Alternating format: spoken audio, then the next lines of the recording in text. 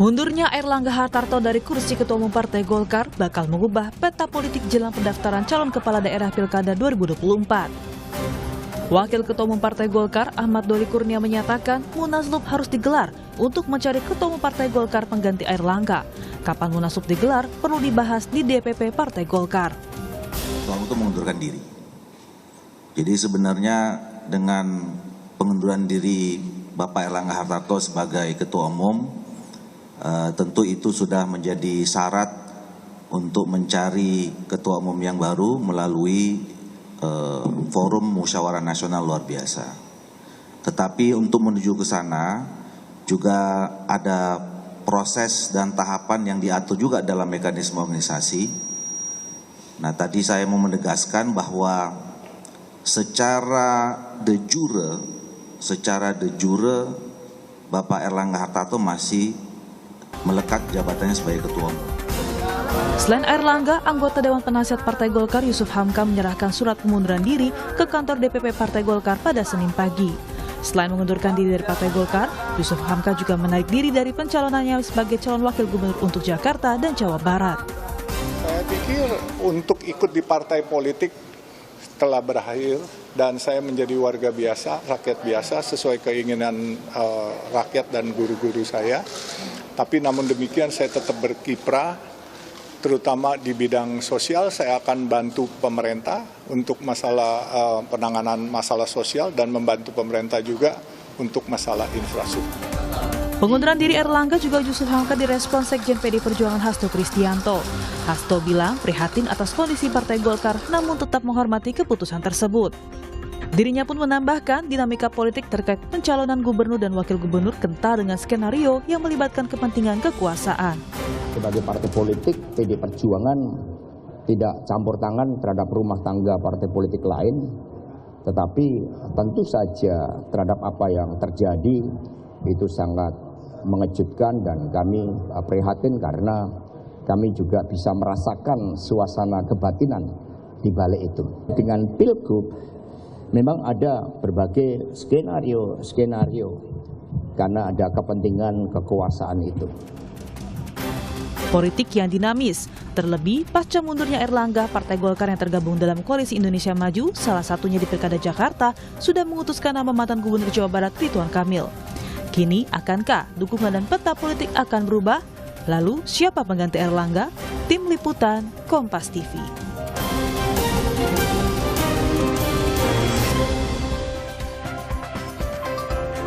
Mundurnya Airlangga Hartarto dari kursi Ketua Umum Partai Golkar mencuatkan beberapa nama menjadi pengganti Airlangga. Di antaranya Agus Gumiwang Kartasasmita, Bahlil Lahadalia, dan Bambang Susatyo.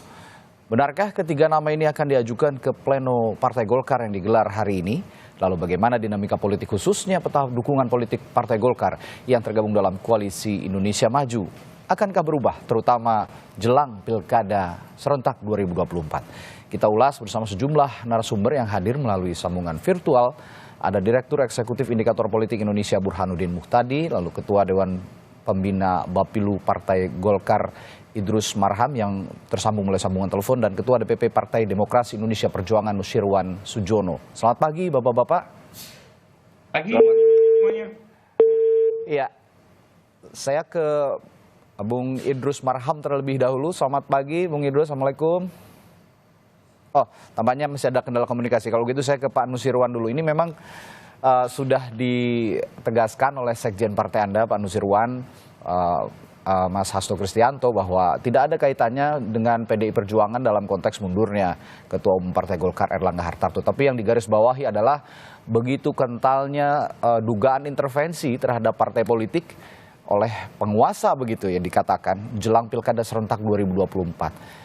Hal apa yang Anda lihat di intervensi kepada partai politik saat ini jelang Pilkada, Pak Nusirwan?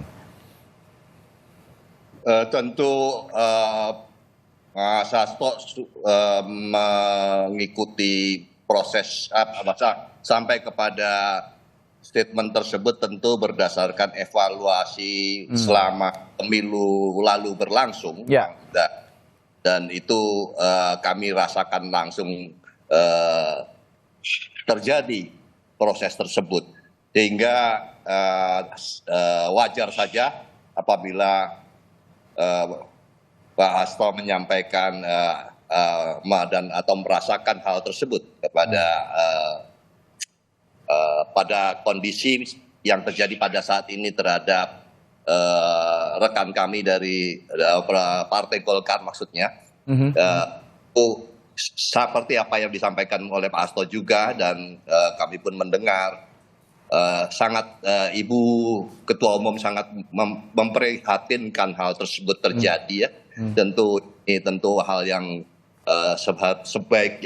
seluruh pihak, semua pihak tentu tidak berharap akan terjadinya kondisi-kondisi tersebut, apalagi kita menghadapi kurang berapa bulan adanya pilkada serentak dan itu akan sangat berpengaruh terhadap situasi ke depan untuk tentunya pada saat penetapan yang berlangsung di seluruh daerah.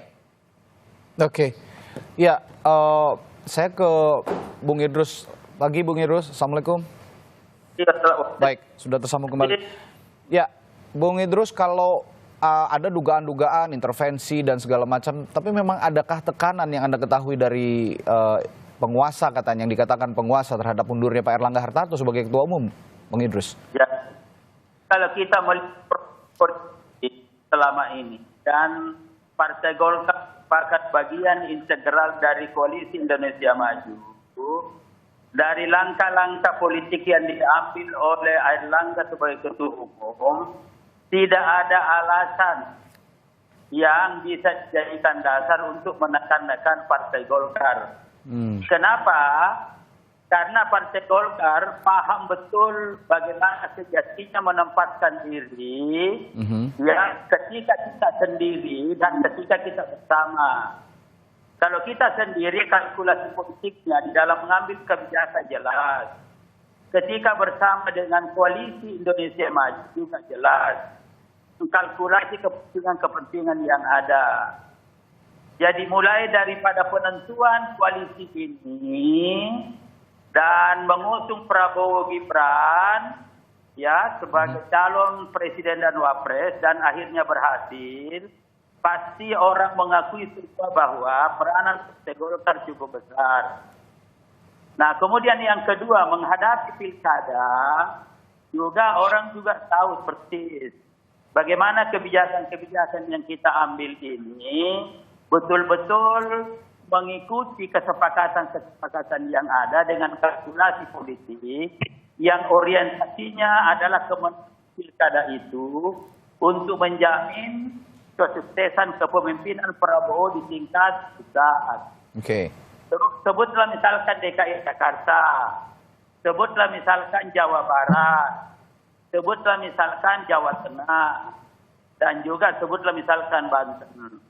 Apa yang dilakukan oleh Partai Golkar itu betul-betul mengikuti seluruh proses-proses yang ada, dan di dalam proses itu ada perdebatan-perdebatan tentu yang tetap berorientasi bagaimana supaya soliditas tim ini. Dan oleh karena itu maka dari perdebatan-perdebatan itu kan format paslon yang keluar itu kan macam-macam. Yang pertama, ada beberapa daerah mungkin karena ini belum final itu adalah calon tunggal. Ya, katakanlah ada dari tim plus. Ya. Kemudian juga ya, Bung Idrus. Oke, sepertinya ada gangguan komunikasi dari Idrus Marham dari Partai Golkar. Kita akan nanti mencoba hubungi kembali dan menanyakan lebih lanjut peta politik Pilkada 2024 yang terganggu sepertinya dari Partai Golkar ini karena mundurnya Erlangga Hartarto sebagai Ketua Umum Partai Golkar. Saya ke Mas Burhan dulu kalau gitu. Mas Burhan, apa yang terjadi dengan Partai Golkar menurut Anda, dari analisis Anda? Ya, terus terang kita tidak tahu persis ya apa alasan Erlangga Hartarto mundur. Kalau kita mendengar apa yang disampaikan oleh Pak Erlangga Hartarto ketika membacakan pengunduran diri, itu alasan yang justru menunjukkan mengapa Erlangga Hartarto perlu bertahan sebagai ketua umum. karena keberhasilan yang ditorehkan oleh Airlangga Hartarto sebagai ketum itu memang objektif. Pertama, Golkar berhasil menaikkan kursinya dalam jumlah yang cukup signifikan di pemilu 2024 kemarin. Yang kedua, capres Partai Golkar unggul dengan suara yang sangat telak, yaitu Prabowo Gibran. Jadi kalau kita mendengar pidato Pak Airlangga kemarin, itu bukan pidato pengunduran diri sebenarnya. Itu pidato mengapa Airlangga Hartarto perlu bertahan, karena keberhasilannya sebagai ketua umum Partai Golkar. Tapi lepas dari alasan yang sebenarnya yang melatar belakangi mengapa dia mengundurkan diri, yang sampai sekarang masih kabur tadi, memang Golkar menghadapi situasi yang tidak mudah ya, terutama dalam beberapa bulan ke depan. Pertama terkait dengan agenda pilkada, karena ini sudah di depan mata. Tanggal 27 Agustus bulan ini, Golkar bersama partai lain harus segera mendaftarkan pasangan calon kepala daerah. Nah, pertanyaan yang muncul dari Radit adalah, apakah pengunduran diri Airlangga Hartarto ini itu mengganggu ya calon-calon yang sudah diputuskan oleh Partai Golkar di bawah kepemimpinan Airlangga Hartarto? Belum didaftarkan. Jangan lupa ya. Jadi calon-calon yang sudah diputuskan oleh Airlangga Hartarto sebagai ketua umum Partai Golkar itu belum didaftarkan ke KPUD masing-masing. Artinya, kalau terjadi perpindahan kepemimpinan, pertanyaan yang muncul kemudian, seberapa besar ya pergantian kepemimpinan di tingkat Golkar tadi mengganggu rekom yang sudah dikeluarkan oleh Pak Airlangga Hartarto. Nah, ini yang saya kira nanti akan dibahas terutama dalam pleno malam ini, itu berkaitan dengan legalitas pengunduran diri Airlangga Hartarto, ya, karena secara de jure ya pengunduran diri itu belum diterima oleh pengurus Partai Golkar, perlu diplenokan. Nah, yang kedua terkait dengan jadwal Munas. Munasnya kapan? Kalau misalnya Munasnya itu dilakukan bulan Desember sesuai dengan agenda awal Partai Golkar, kemungkinan tidak terjadi perubahan berarti terkait dengan siapa pasangan calon kepala daerah yang diusung oleh Partai Golkar. Karena Desember itu artinya setelah jadwal pilkada selesai. Kalau misalnya Munasnya dilakukan sesegera mungkin, apalagi sebelum pendaftaran tanggal 27 Agustus bulan ini, kemungkinan punya dampak. Nah, seberapa besar dampaknya itu sangat tergantung oleh siapa yang menjadi ketua umum nanti. Ini yang saya akan tanyakan juga ke Bung Idrus selanjutnya. Bung Idrus sudah tersambung kembali ya? Mas Radi dan saya kira betul pertanyaannya tadi Burhan itu tentang masalah status ya paslon-paslon yang sudah diputuskan. Jadi perlu saya jelaskan adalah bahwa salah satu kekuatan Golkar itu adalah ada pada sistem. Ada pada sistem, dan karena itu maka keputusan-keputusan yang sudah diambil kemarin itu adalah keputusan institusional, keputusan partai, bukan hanya keputusan Airlangga Hartarto. Karena keputusan partai tentu itu berlaku meskipun terjadi perubahan atau pergantian ketua umum. Nah, tapi di dalam prakteknya nanti tentu mungkin saja ada satu dua yang perlu ada diskusi, tentu dan sudah diperhitungkan akan mengganggu proses pilkada ini. Itu satu jaminan dulu. Jadi tidak ada karena keputusan institusi. Ya, jadi bukan keputusan Airlangga, ini dulu penting. Nah, kemudian terkait dengan proyeksi Munas, ya memang malam hari ini itu ada rapat pleno. Dan rapat pleno itu nanti yang pertama pasti akan menetapkan penerimaan pengunduran diri Airlangga selaku ketua umum. Nah, setelah itu maka barulah berakhir Airlangga sebagai ketua umum. Dan segera ditindaklanjuti dengan PLT. Ya, pelaksana ketua umum. Dan setelah itu, dengar-dengar dari DPP itu akan segera menjadwalkan pelaksanaan Munas. Dan Munas ini tentu supaya tidak mengganggu ya tentang bagaimana menghadapi pilkada, maka kemungkinan ya sekitar katakanlah minggu terakhir dari ini sudah selesai, minggu-minggu ini kan sudah selesai. Oke. Jadi katakanlah kalau sekarang tanggal berapa, tanggal 13, ya saya kira tanggal 19, 20 itu bisa diselesaikan. Dan ini kita sudah berpengalaman. Tahun 2017 itu saya kebetulan pejabat ketua umumnya ketika itu, tanggal 13 rapat pleno, 13 Desember, kita melakukan rapid tanggal 17, Munasnya tanggal 18, Munaslup ketika itu. Dan tanggal 19, 20 sudah selesai, jadi tidak ada masalah bagi Golkar. Oke, artinya tidak ada masalah. Ya, Bung Idrus, artinya ketika para calon kepala daerah ini nanti didaftarkan atas nama PLT Ketua Umum Partai Golkar, hal itu tidak jadi soal ya? Tidak jadi soal, dan saya punya keyakinan itu sudah ketua umum baru adalah melaksanakan keputusan DPP sebelumnya, terkecuali mungkin ada catatan-catatan, tetapi pasti dibicarakan di tingkat tim Koalisi Indonesia Maju, dan yang paling penting lagi adalah dibicarakan dengan calon-calon yang mungkin sudah ditetapkan sebelumnya. Itu pasti itu kita lakukan. PLT-nya betul Bahlil Lahadalia, dan bagaimana nanti Bahlil itu tidak mungkin jadi PLT karena bukan pengurus. Ya dengar-dengar ada beberapa kan yang jadi calon di situ. Ya jadi ada informasinya, ada AGK, kemudian ada Bambang Susatyo, kemudian ada Kahar, ada Doli.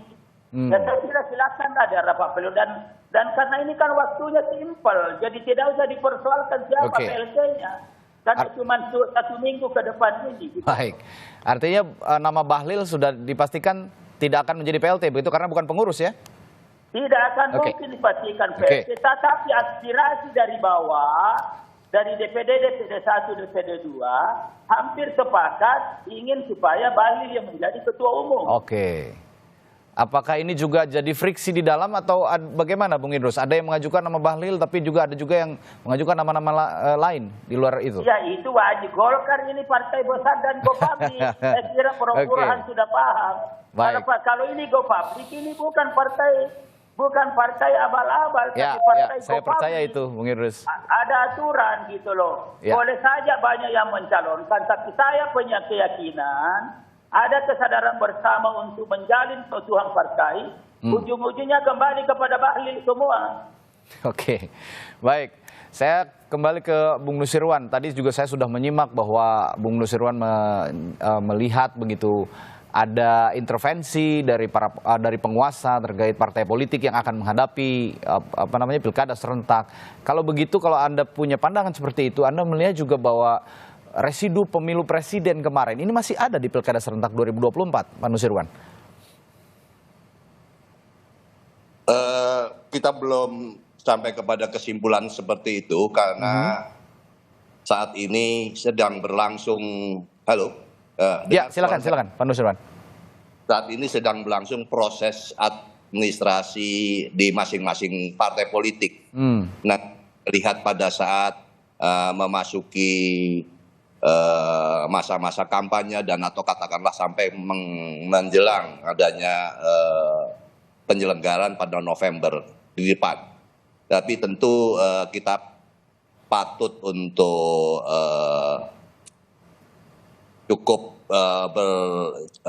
cukup berhati-hati atau katakanlah mencermati beberapa hal yang sudah terjadi beberapa waktu yang lalu. Dan saya sepakat dengan apa yang disampaikan oleh Bung Idrus, karena semua ini sebetulnya partai politik, saya tidak menyebut 1, 2, tapi seluruh partai politik tentunya bekerja berdasarkan sistem, berdasarkan berdasarkan keputusan institusi, sehingga kita pun berharap bahwa adanya proses yang sedang dipersiapkan untuk sampai kepada penyerahan siapa saja yang akan maju di dalam pilkada nanti kelak, tentu mekanisme masing-masing partai akan menjaganya. untuk sampai kepada proses itu berlangsung dengan baik. Tapi tentu kalau pertanyaan yang tadi disampaikan, tentu kita sama-sama harus menjaga konsistensi dan menjaga kepercayaan rakyat terhadap partai politik. Itu adalah tanggung jawab kita semua sebagai partai politik. Kepercayaan rakyat terhadap partai politik itulah yang menjadi hal yang utama sampai seberapa jauh kita masih bisa mampu untuk menerjemahkan dan memberikan calon-calon pemimpin di daerah. Dan meskipun secara faktual di lapangan juga tidak mudah, tapi kami dari PDI Perjuangan berupaya untuk mengaspirasi rakyat itu bisa kita suguhkan, kita bisa tampilkan, meskipun beberapa hambatan dan kendala-kendala yang itu biasa di dalam setiap pemilihan. Demikian. Pak Nusirwan, kita ketahui Partai Golkar ini adalah partai lama, partai yang cukup senior begitu ya di kancah politik Indonesia, sama dengan PDI Perjuangan begitu, sudah mengawal dari era ke era, dari rezim ke rezim begitu ya, sudah berkompetisi dengan sangat demokratis dengan PDI Perjuangan dari dulu begitu. Tapi kalau Anda melihat saat ini Partai Golkar yang baru nanti, jika memang ada ketua umum yang baru, apakah tetap akan menjadi Partai Golkar yang sebelumnya kita kenal, ataukah menjadi Partai Golkar yang kembali menjadi representasi penguasa? Jangan dijawab dulu, nanti akan ditanyakan kembali kepada Pak Nusirwan setelah jeda di...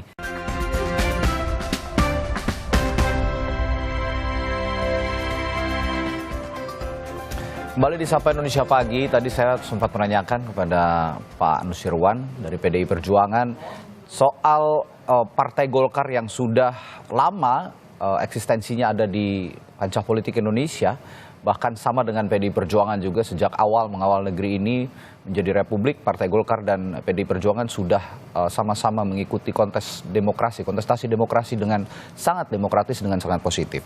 Nah, yang ingin saya tanyakan, saat ini Partai Golkar sedang ada masalah dengan mundurnya Ketua Umum Partai Golkar Erlangga Hartarto, dan ada isu intervensi di sana. Kabarnya demikian. Tapi yang ingin saya tanyakan, apakah menurut Pak Nusirwan, Partai Golkar ini akan berselancar dengan karakternya yang khas begitu selama ini yang kita kenal, ataukah menjadi representasi penguasa justru yang dikenal selama ini punya karakter khas? Yang pertama tentu kami tidak gembira dengan apa yang selama ini. Ini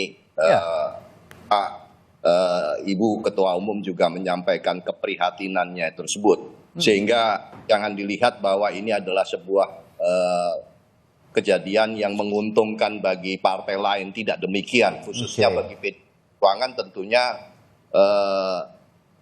tidak menghendaki hal ini terjadi. Karena kita lama bersama-sama dan tentu pengalamannya pun demikian pula. Dan berkaitan dengan pertanyaan tadi, saya melihat bahwa saya masih berkeyakinan para tokoh-tokoh, para pimpinan Golkar mampu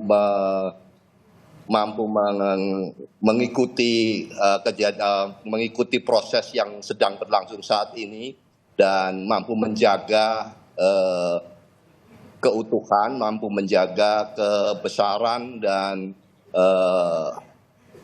kokohnya partai tersebut. Jadi kami masih berkeyakinan hal tersebut masih akan dipegang teguh oleh teman-teman bapak-bapak senior, teman-teman saat ini memegang kepemimpinan dan itu tentu menjadi dimanapun partai dimanapun tentu tanggung jawab moral itu akan selalu melekat untuk tetap mampu menjaga keberlangsungan keutuhan institusi organisasi partai politik. Itu juga yang kita harapkan bersama, bahwa Partai Golkar tetap menjaga marwahnya begitu ya, meskipun ada isu seperti ini, terutama yang juga kita perhatikan bersama, yang harus kita perhatikan bersama adalah konstituen yang sudah dipupuk Partai Golkar selama ini di seluruh penjuru negeri begitu, termasuk untuk menghadapi pilkada serentak. Mas Burhan, kalau sekarang ada isu seperti ini, mundurnya Airlangga Hartarto dan diterpa isu ada dugaan intervensi penguasa begitu, bagaimana dengan komposisi koalisi Indonesia Maju yang sudah dipupuk sejak awal, bahkan sebelum pilkada serentak, sejak pilpres bahkan, dan diupayakan untuk tetap solid begitu di penyelenggaraan pilkada? Apakah ini akan terganggu juga komposisi koalisi nanti? Saya menduga tidak terlalu banyak efeknya ya terhadap koalisi. Bahkan kalau kita menyimak pidato pengunduran diri Airlangga Hartarto, itu kan ada kata-kata untuk memuluskan transisi pemerintahan. Jadi jangan-jangan pengunduran diri itu bagian dari desain semacam itu supaya koalisi pemerintahan ke depan tidak terganggu, ya. Dan itu yang kemudian bertemu dengan aspirasi sebagian kalangan, termasuk dari Bang Idrus untuk memunculkan nama Bahlil Lahadalia kan sebagai calon ketua umum Partai Golkar. Jadi kalau saya melihat begini Radit ya, Partai Golkar ini kan partai yang satu sisi memiliki kekhasan karena tidak dimiliki oleh satu pemegang saham mayoritas tunggal. Ya. Ini berbeda dengan partai-partai pada umumnya di Indonesia. Ada veto player, ada shareholder besar dan tunggal, dan shareholder tunggal tadi itu mengatasi konflik di internal karena dia punya peran yang sangat besar terutama dalam proses kelahiran sebuah partai. Misalnya PD Perjuangan itu punya Ibu Mega, Demokrat punya Pak SBY, Gerindra punya Pak Prabowo, Nasdem punya Surya Paloh. Nah di Golkar itu tidak seperti itu ya. Golkar ini istilahnya tadi Pak Idrus Marham seperti partai dengan ibarat perusahaan TBK, go public dia. Jadi tidak ada pemegang saham mayoritas tunggal. Nah di satu sisi ini partai bisa menjadi embrio atau entitas yang bersifat modern. Ya. Tapi di sisi lain itu menjadi masalah kalau tidak mampu menyelesaikan persoalan faksionalisasi di dalam. Dan itu yang menjelaskan mengapa Partai Golkar dalam sejarahnya itu partai yang paling banyak mengalami perpecahan, splinter, ya. Nasdem misalnya, atau bahkan Gerindra misalnya, itu kan bisa disebut sebagai partai anak cucunya Partai Golkar kan? Karena kegagalan dalam menyelesaikan faksionalisasi di internal. Dan itu jadi kelemahan buat partai yang tidak memiliki pemegang saham mayoritas tunggal. Nah, pada titik itulah kemudian doktrin karya dan kekaryaan Partai Golkar itu menjadi satu sisi menjadi doktrin Partai Golkar, tapi juga bisa menjadi titik lemah Partai Golkar karena Golkar menjadi sangat tergantung sama siapapun yang berkuasa. Dan itu yang menjelaskan mengapa setiap pergantian rezim itu melahirkan ketua umum baru. Coba cek ya, misalnya zaman Ibu Mega ketua umumnya Akbar Tanjung. Tahun 2004 Akbar Tanjung berhasil membawa Partai Golkar sebagai pemenang pemilu. Hanya sekali Partai Golkar Orde Baru jatuh, 2004 langsung Partai Golkar menjadi pemenang. Tetapi apa yang kita lihat di Munas Golkar di Bali? Alih-alih insentif atau reward kepada Akbar Tanjung sebagai ketua umum yang berhasil membawa kembali kemenangan buat Partai Golkar, justru Akbar Tanjung dikalahkan oleh Wapres saat itu. Namanya Yusuf Kala ya? Yusuf Kala. Gitu. Kemudian tahun 2009 ganti lagi kan Pak Abu Rizal Bakri. Kemudian tahun 2014 dan seterusnya. Jadi memang satu sisi doktrin ini memberi keleluasaan buat Partai Golkar untuk lincah kesana kemari, tetapi juga bisa menjadi titik lemah buat Partai Golkar, terutama berkaitan dengan independensi terhadap kekuasaan. Oke, independensi terhadap kekuasaan. Meskipun di sisi lain ketika ini disebut sebagai karakter yang khas dari Partai Golkar dengan posisi berselancarnya dengan epicentrum penguasa, ini menjadi satu kekhasan tersendiri. Tapi yang dikhawatirkan oleh Mas Burhan tadi, ini menjadi tidak demokratis ketika penguasa yang berkuasa pada saat itu menyetir begitu ya Partai Golkar dan ketua umumnya terus berganti seiring dengan pergantian rezim. Nah ini yang saya akan tanyakan berikutnya, apakah pergantian rezim ini sekarang ini juga berpengaruh terhadap Partai Golkar? Ini artinya momennya pas begitu ketika Erlangga Hartarto mundur. Anda mau mengatakan seperti ini, Mas Burhan ya? Nah, ini yang kita tunggu ya hasil Munas yang akan datang dalam waktu dekat. Nanti malam kan ada pleno, jadi nanti kita bisa cek tuh. Tetapi lagi-lagi ada hubungan simbiosis mutualisme sebenarnya. Nah, bagi pihak luar, hubungan dengan kekuasaan yang dianggap sebagai titik lemah Partai Golkar, tetapi kalau ditanyakan kepada internal Partai Golkar, mereka justru merasa itu bukan bagian dari kelemahan. Jadi justru Partai Golkar menganggap itu bagian dari karakter khasnya dan tidak dianggap sebagai titik lemah, itu dianggap sebagai titik keuntungan. Dan itu yang menjelaskan mengapa Partai Golkar, siapapun yang berkuasa, meskipun Golkar tidak ikut misalnya mendukung dalam proses pilpres, Golkar akan bergabung dengan kekuasaan. Karena memang kelahiran Golkar nggak bisa dipisahkan dari itu. Jadi ini nanti kita lihat ke depan seperti apa Partai Golkar terutama pasca Munas. Tapi sepertinya karakter ini tidak berubah, kan ini bagian dari kekhasan Partai Golkar, sesuatu yang mungkin buat kita merasa itu bukan sesuatu hal yang positif, tetapi justru banyak sekali internal Partai Golkar yang merasa mereka nggak bisa dipisahkan dari kekuasaan. Ya, baik. Ini menarik sekali. Saya tanya lagi juga Bung Idrus. Bung Idrus, koalisi aman tapi ya sejauh ini ya? Koalisi Indonesia Maju ya? Ya, sekali lagi kalau kita melihat dari alasan Erlangga mundur, kan dalam rangka untuk bagaimana mengawal dan memperkuat pemerintahan ke depan. Karena itu dengan pergantian ini, itu tidak memperlemah, itu semakin memperkuat dan bagian daripada strategi itu. Apalagi kalau kita melihat lahirnya tim ini, Golkar salah satu partai yang menjadi inisiator dan inspirator lahirnya Kim, Koalisi Indonesia Maju. Dan karena itu langkah strategis yang dilakukan oleh Erlangga ini justru orientasinya memperkuat ke depan. Dan sebagai bukti nanti bahwa ini tidak akan terganggu dan tidak akan mengganggu keutuhan Golkar sendiri, sehingga saya punya keyakinan bahwa ke depan ini di intern Golkar, katakanlah Bahlil jadi ketua umum, pasti nanti Erlangga mantan ketua umum juga akan mendapatkan posisi-posisi tertentu. Katakanlah di penasehat ataukah di pembina. Itu satu. Kemudian karena Erlangga pada waktu ketua umum sebagai inspirator dan inisiator Kim, lalu nanti bersama-sama dengan Bahlil, saya juga punya keyakinan Bahlil pasti akan tetap menginginkan supaya mengusulkan supaya Erlangga Hartarto tetap dalam kabinet. Itu akan kita lihat dan ini nanti orang baru kalau begitu bahwa apa yang dilakukan oleh Erlangga ini, mundur ini betul-betul secara real politik orientasinya akan semakin memperkuat Koalisi Indonesia Maju ke depan, memastikan suksesnya kepemimpinan Prabowo Gibran. Saya kira itu yang harus kita lihat gitu loh.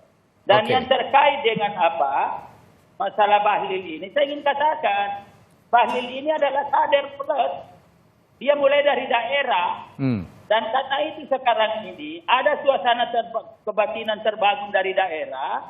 Ya udah, Bahlil ini dari daerah. Jadi ada kebersamaan mendukung. Jadi munculnya Bahlil ini justru dari bawah. Gitu loh. Bukan semacam titipan, bukan apa. Tetapi ini dari bawah, lahir dari bawah. Dan sejatinya begitu nanti partai ke depan Golkar. Jadi kalau mau misalkan jadi ketua umum, ya mulailah dari bawah. Jangan tiba-tiba kutu-kutu jadi DPP. Jangan akan lebih pintar dari bawah. Itu. Nah kemudian masalah di terakhir, meskipun demikian, saya ini 7-8 tahun jadi sekjen. Itu ada Pak Musid Nusirwan ya. Saya terima kasih teman-teman dari PDIP. Ya, dari ketua umum, kemudian juga dari sahabat saya sekjen Mas Hasto dan lain-lain sebagainya. Tapi insya Allah ya kita ini sudah sama-sama tahu semua, Golkar akan menyelesaikan masalahnya sendiri dan dari proses-proses yang ada ini akan semakin memperkuat posisi Golkar ke depan. Baik. Ya, itu aja. Baik. Bung Idrus, ini saya juga tertarik dengan tulisan harian Kompas hari ini di halaman 1 bahwa menyebutkan kasus hukum sandra partai di pilkada. Dan menurut sumber Kompas yang saya baca juga di harian Kompas bahwa ada kasus yang menyangkut Pak Erlangga Hartarto sehingga memaksa untuk mundur. Apakah demikian yang terjadi di internal Partai Golkar? Apa yang dibicarakan? Jadi begini, kalau ini saya bisa jadi saksi. Ya, 2-3 tahun yang lalu kan juga semua orang tahu bahwa saya banyak mengkritisi Airlangga. Ya. Ya, dan pada waktu itu juga salah satu faktor yang kita kritisi adalah masalah hukum. Tapi setelah masalah hukum ini berproses sedemikian rupa dan sudah disidangkan yang lain, kan sudah selesai. Nah, tentu timbul pertanyaan kalau semua yang terlibat sudah selesai, lalu 1-2 tahun ini justru muncul, ini kan pertanyaan. Ya. Jadi saya punya keyakinan bukan itu. Oke. Ya kan saya termasuk orang yang mengkritisi dan saya kira Mas Burhan, Profesor Burhan juga tahu gitu loh. Dan lalu kemudian belakangan saya sama-sama kan untuk ke partai. Saya diberi tugas sebagai Ketua Dewan Pembina Bapilu DPP Partai Golkar. Lalu saya diberi tugas menjadi sekretaris tim kerja strategis pemenangan Prabowo Gibran. Jadi ini saya punya keyakinan dan ada. Oke, baik. Ya. Dipastikan tidak ada sandera menyandera dari kasus hukum untuk mundurnya Erlangga Hartarto begitu ya, Bung Saya Idrus? punya keyakinan tidak ada itu dan sebenarnya kan ini dan saya termasuk pengkritik dulu tentang masalah ini gitu loh. Baik. Terakhir saya ke Pak Nusirwan sebelum ke Mas Burhan juga. Pak Nusirwan, kalau melihat posisi Partai Golkar saat ini yang dikatakan Bung Idrus tadi akan tetap berselancar meskipun Erlangga Hartarto mundur, akan ada kader-kader lain yang mengisi posisi Ketua Umum Partai Golkar yang akan dinilai semakin solid oleh Bung Idrus tadi. Nah, dalam konteks itu di penyelenggaraan Pilkada 2024 pasti akan ada juga komunikasi-komunikasi politik yang dijalin oleh PDI Perjuangan dengan Partai Golkar. Apakah ini juga akan tetap berjalan beriringan, termasuk juga di pilkada-pilkada yang strategis seperti di Jakarta, Jawa Tengah, Jawa Timur? Apakah komunikasi juga masih tetap dijalin dengan Partai Golkar, Pak Nusirwan? Tentu bahwa apapun kondisi dan situasinya, komunikasi politik itu tetap harus berlangsung. Dan apabila itu berkaitan dengan pengganti dan sebagainya, kami tidak ikut campur dengan hal yang berkaitan dengan internal, tapi berkaitan dengan komunikasi politik, apapun hasilnya, apapun proses berikutnya, tentu kami akan tetap di pusat maupun di daerah, dan kami akan berkomunikasi, dan itu sudah berlangsung lama, dan bahkan beberapa daerah-daerah yang sudah diputuskan pun banyak yang kami bersama-sama dengan Golkar di berbagai daerah Indonesia. Jadi kami tidak terpengaruh komunikasi politik, tetap harus, bahkan harus saya katakan tetap berlangsung untuk melakukan kerja-kerja politik yang ke depan masih begitu padat, begitu banyak. Demikian. Baik. Terakhir ke Pak Saradi. Terakhir singkat. Bung Idrus silakan. Jadi apa yang disampaikan oleh Mas Nusirwan itu luar biasa. Dan memang paradigma yang kita kembangkan dalam berpolitik itu, teman-teman partai lain kita anggap sebagai mitra perjuangan, bukan sebagai lawan. Ini dulu nih. Nah, oleh karena itu benar kata Mas Nusirwan adalah bahwa komunikasi politik adalah sebuah keniscayaan. Saya buka aja, saya kata Golkar dulu berada pada oposisi beberapa saat ketika itu. Saya ketua koalisi, merah putih. Lalu ketika itu ada Indonesia Hebat. Orang mungkin tidak tahu, 1, 2, 3 kali dalam posisi saya itu, ketemu dengan Mbak Mega, ketemu dengan Mas Hasto, Mas Puan, Mas Pram. Jadi itu nggak ada. Jadi ini sebagai mitra, ini harus wajib hukumnya. Kita komunikasi sebagai anak bangsa. Sebagai implementasi dari konsep asas kekeluargaan dan kegotong royongan. Ini PDIP, Pak Mas Hussein ya. Jadi ini jalan semua, pokoknya nggak usah khawatir. Baik. Terima kasih Bung Idrus. Terakhir, terima kasih. Assalamualaikum. Terakhir ke Mas Burhan. Mas Burhan, kalau di Kompas ditulis kasus hukum sandera partai di Pilkada, Anda punya analisis soal ini atau Anda punya pendapat soal ini? Iya, kita tidak punya bukti konkret ya terkait dengan itu. Tetapi yang pasti highlight-nya adalah kedaulatan partai itu harus diletakkan di atas segalanya.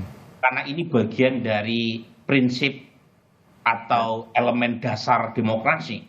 Partai politik itu etalasenya demokrasi. Dan karenanya partai politik harus dijaga kemandirian dan kedaulatannya. Jangan sampai terjadi proses pemboncean terhadap partai politik, sehingga partai kehilangan marwah dan martabatnya dalam mengambil keputusan internalnya. Dan itu persis yang disampaikan oleh Pak Erlangga dalam pidato pengunduran diri, agar proses demokratisasi tetap dilanjutkan, diperbaiki, ya. Jangan sampai ya apa yang kita saksikan belakangan ini dengan fenomena regresi demokrasi itu diperparah dengan makin turunnya ya posisi tawar partai, terutama ketika berhadapan dengan kekuasaan.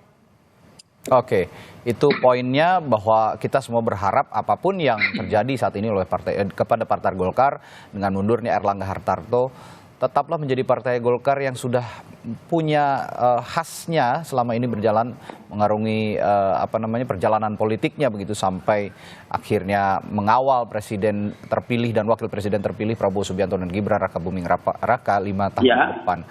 Baik, terima kasih para narasumber saya. Iya, singkat saja Bung Idrus karena waktu sudah habis. Saya pertama singkat adalah saya ingin mengatakan bahwa perjalanan Golkar dalam menyelesaikan masalahnya ini sampai nanti ada ketua umum itu nggak ada intervensi sedikit pun. Oke, baik. Ya, dan komunikasi kita aja fine aja, kita komunikasi misalkan dengan yang lain, dengan Mas Dasko, kemudian ada di situ yang PDIP, kemudian dari partai lain itu jalan. Baik. Oke. Dan kita sebagai teman paling ketawa-ketawa, ya kan kita saling tahu dan saling menghargai, itu yang penting. Gitu. Ya, saling menghargai itu yang penting dan ini untuk eksistensi Partai Golkar juga ke depan. Terima kasih. Sekali lagi keputusan partai, nggak usah ragu. Oke. Oke, ya makasih. Baik, terima kasih. Ada Direktur Eksekutif Indikator Politik Indonesia Burhanuddin Muhtadi, lalu Ketua Dewan Pembina Bapilu Partai Golkar Idrus Marham, dan Ketua DPP PDI Perjuangan Nusirwan Sujono telah berbagi perspektif di pagi hari ini. Terima kasih, sehat selalu, sampai jumpa lagi Bapak-Bapak. Terima kasih. Assalamualaikum Prof.